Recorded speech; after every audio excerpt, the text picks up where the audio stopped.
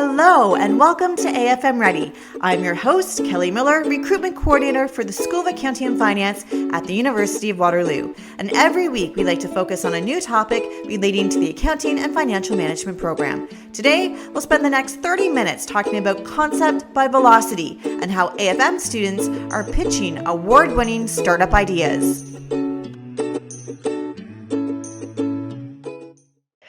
Today we have two very special guests with us. Both are upper year AFM students and are up and coming entrepreneurs who are leaving their mark in the startup world.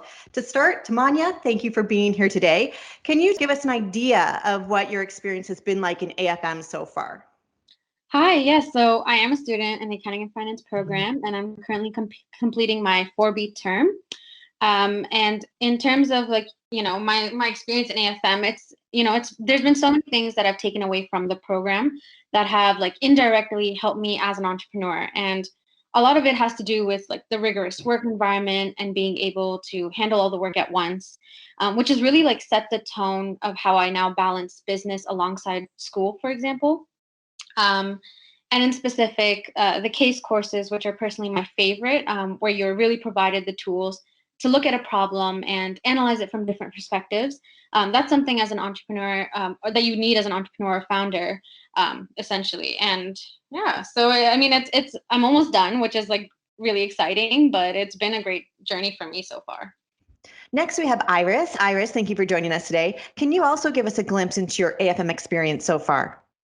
Yeah, for sure. So as an incoming fourth-year student at Accounting and Financial Management, I would say I've definitely experienced a lot of different things throughout my school, where I was able to take up courses that I'm interested outside of AFM, and I was also able to explore my entrepreneurial pursuit. So since I'm really interested in tech, I decided to take up a computing option outside of the main AFM courses, which help me to understand the technologies in computer science, and I'd say that has helped me with my startup as well. Tamanya, we're going to start with you.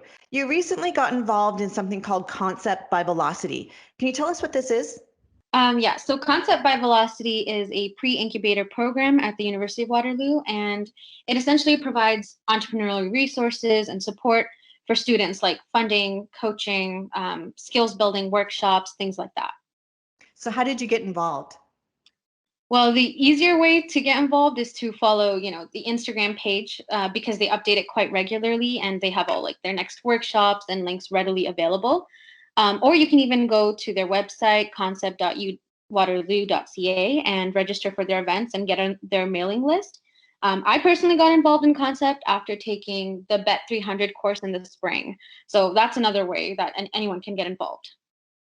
So now you came up with this really cool business idea. Can you tell us about it? Yeah, so because I wear the headscarf myself, I wanted to work on an idea around that.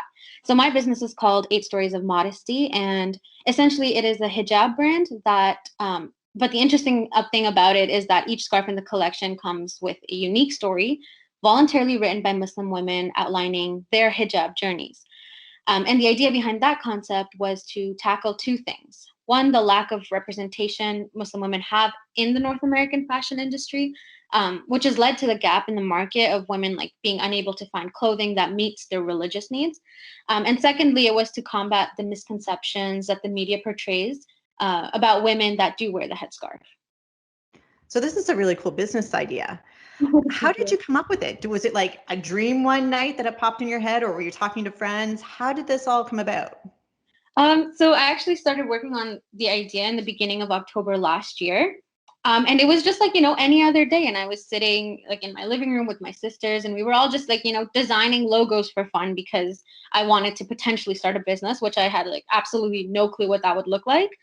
And then slowly by slowly, it's kind of struck me, and I'm this is definitely issues that I want to address. And I've definitely been thinking about starting a business for so long. And so I almost combined fashion and storytelling, and I put those two together, and I thought it was really unique at the time because I've never seen anyone do anything like it. And then things started falling into place. So I actually ended up launching on Halloween, which is coming up. So it'll almost be a year of the business running. Awesome. Well, congratulations. Thank you. Um, so you mentioned that you took a BET course, which is a business and entrepreneurship course, which got you interested in concept. What came first, though? Was it your business idea or was it the course that you took? So first came the business idea. And I think because I had something in place, I was more inclined to take the course. Just because I personally felt more comfortable in this way versus like, going in there fresh with like no idea at all. So you take the course, which then connects you to concept. Then you get involved in something called Concept 5K. What is that? So the competition itself has three stages. One is just the application portion. Then there's the semifinals, which has around 32 contestants pitching. And from there, 10 are selected to compete in the finals. And essentially what everyone does is pitch their business idea and how they feel like, they're going to take it within the market and scale it and why they essentially need the $5,000 as funding. So it was actually interesting this year since everything was done virtually because traditionally the presentations are in front of a live audience, which I would prefer because it's so much easier to feed off the energy in the room. But presenting online when you can't see everyone's reactions or faces, it made it extremely like nerve-wracking for me. And I remember fumbling on my words and completely forgetting the script I had memorized. And I don't even know how I made it through that presentation. But at the end of it, I was just so upset because I felt like I blew my chance. But honestly, the judges had some amazing feedback for me, and it was so interesting to see the other pitches and ideas, an upside. And then when I got the email that I made it into the finals, like I realized that I was just being so hard on myself. You were, because I saw your pitch. Because Really? if you go to the concept webpage, they actually posted it and you did a phenomenal job. And Oh my I can God. totally see why you won the concept 5K. So Oh, you thank should give you. yourself a pat on the back. Oh my God. Thank you so much. No, I really appreciate that. I was just so nervous. So how did you prepare for this competition? Like I would be nervous and I wouldn't even know where to start. Like what was your thought process going through this? So I actually watched a lot of the previous pitches that were uploaded on YouTube just to get an idea about what a great pitch really looks like. And then I created several polls and surveys, and I sent them out individually to hundreds of women that fell into my target demographic because I knew the difference between a good presentation and a great one would be the concrete research and understanding of your business space, which I did have, but this competition really like pushed me to get those numbers. And so I also spoke to several coaches to get their inputs. And that was extremely helpful because the way that they guided me and like basically were there for me throughout the step, like every step of the way. I think that was a really great takeaway.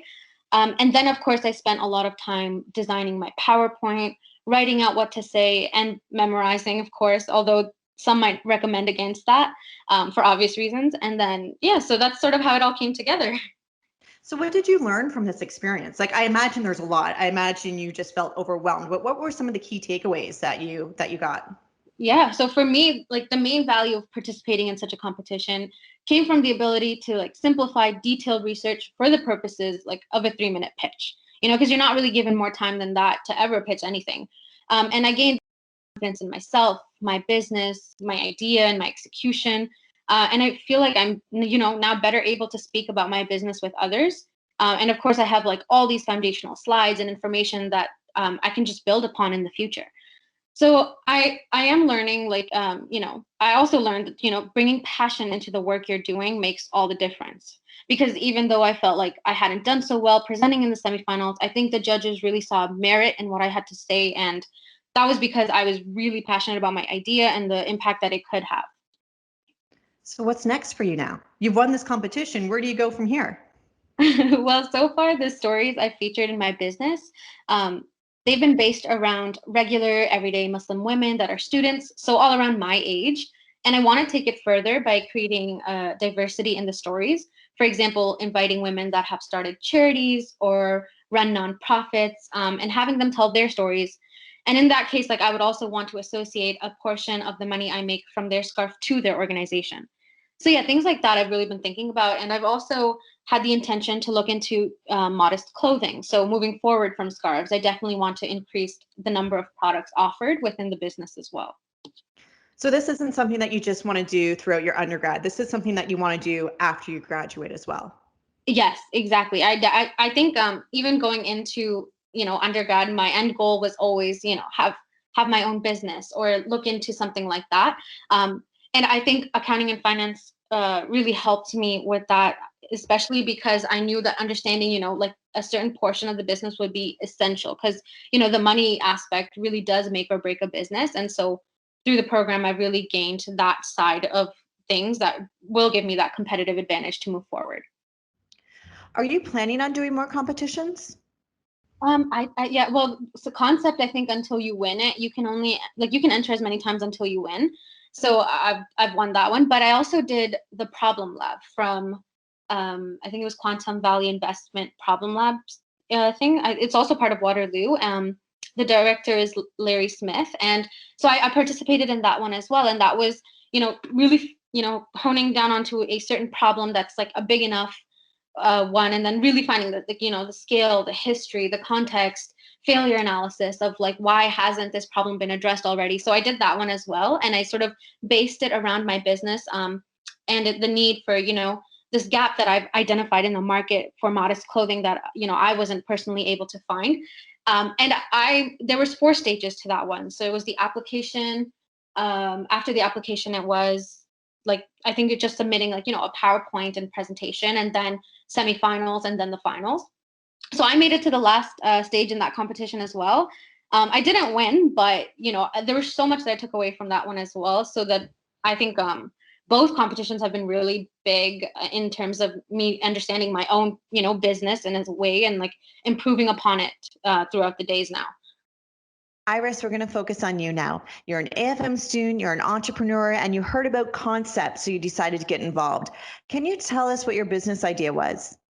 For sure. So I think I wanted to go back to like the problem that I was solving. So I actually this problem emerged during COVID-19 in March, where I see the problem of high unemployment rate, of a lot of people losing their job, and they become to be like unable to provide to their family, for their family to bring food to the table. And the second problem is that restaurants industry has been just being it's really bad for restaurant industry.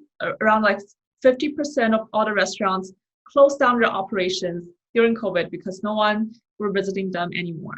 So to combine these 2 problems together, I came up with a solution where I'm able to fundraise for the restaurants, and I will provide these funds to the restaurants where they can sponsor free meals to people in need.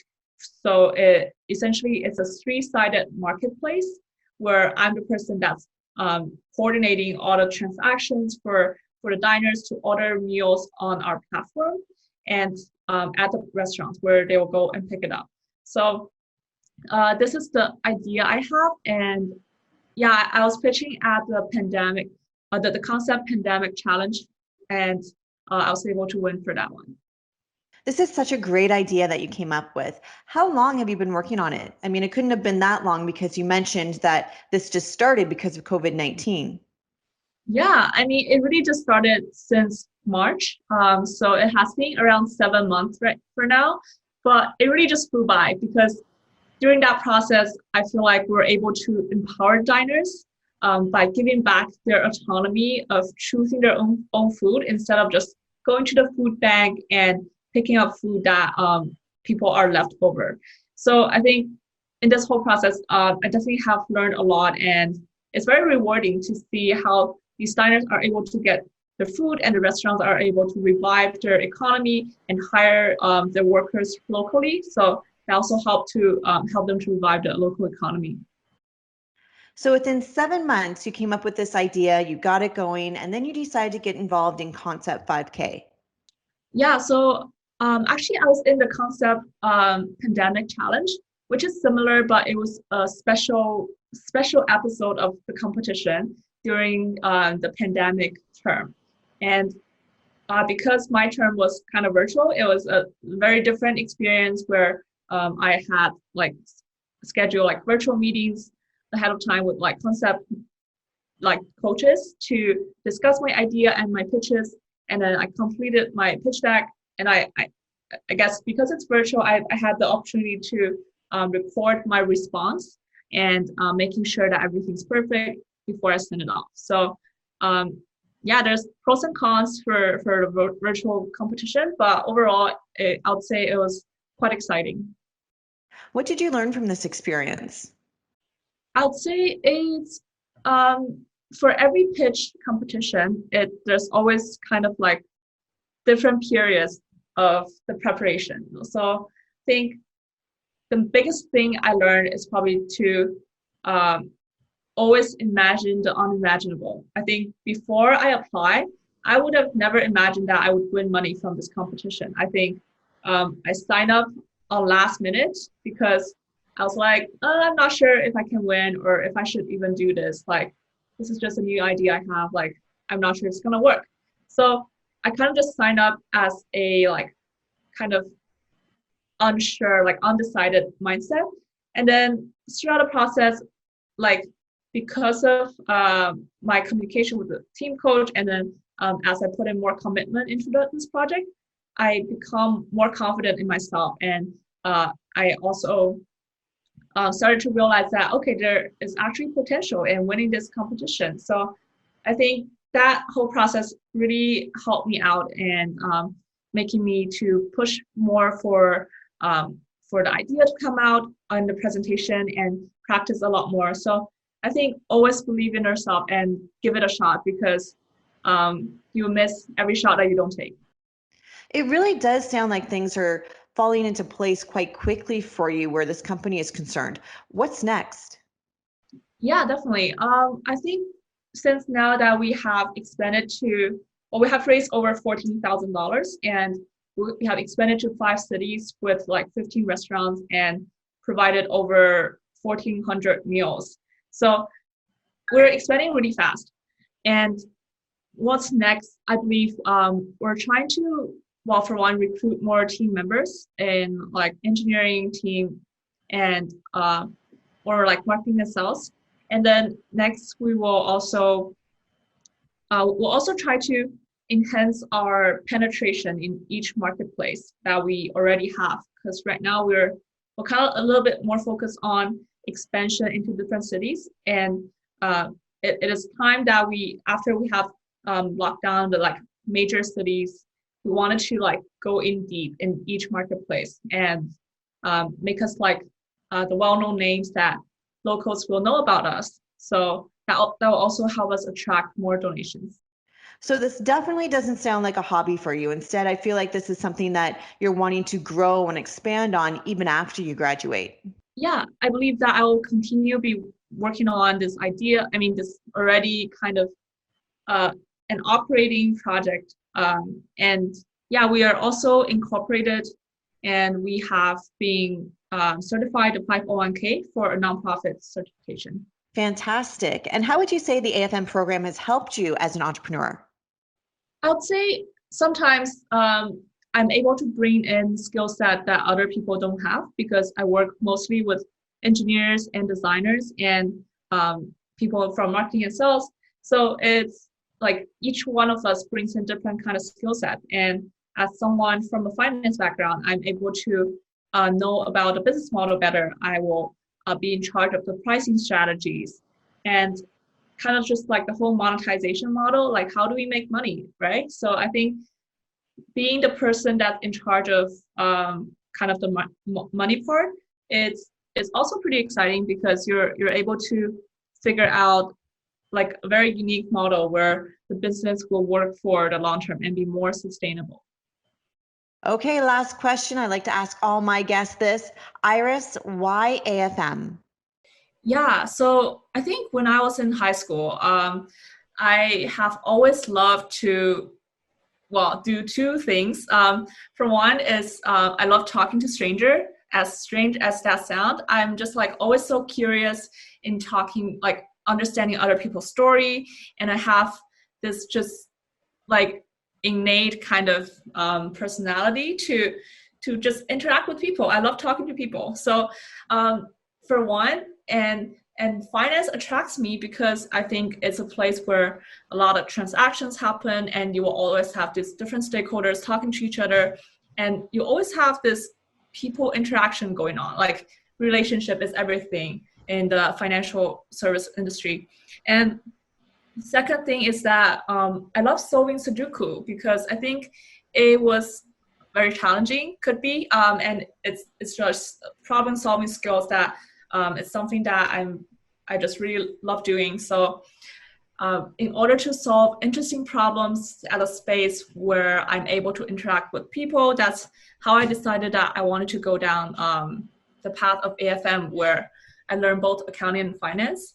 And in any business, you would kind of need those knowledges to run a company. So even though I'm now into the tech world and working more on the tech side, I think those knowledge still come in handy sometimes.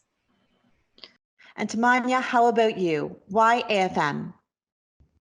Okay, that's really interesting. Well, although the courses in AFM, like I know, are very accounting and finance focused, there are certain things offered by the program that really surprised me throughout the years. And something which has stuck with me till now was this one weekly seminar I used to go to for this case course I took in second year. It was for 10% of our grade. And during this seminar, we were taught lessons on leadership, life. We were introduced to alumni that would share their experiences and where they are in their careers. So having access to little things like that is definitely why I would choose AFM. And especially, again, like I said, the rigorous work environment that really does help you build skills in life, and that can like translate into other areas of the workforce, not just, accounting or finance.